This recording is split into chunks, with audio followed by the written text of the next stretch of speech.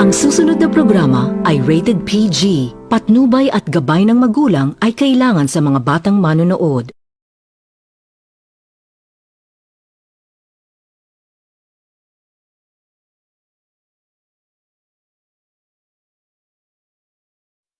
So ayan, magandang hapon sa ating lahat. Ang mapapanoodong video ay away kalsada na naman, ano?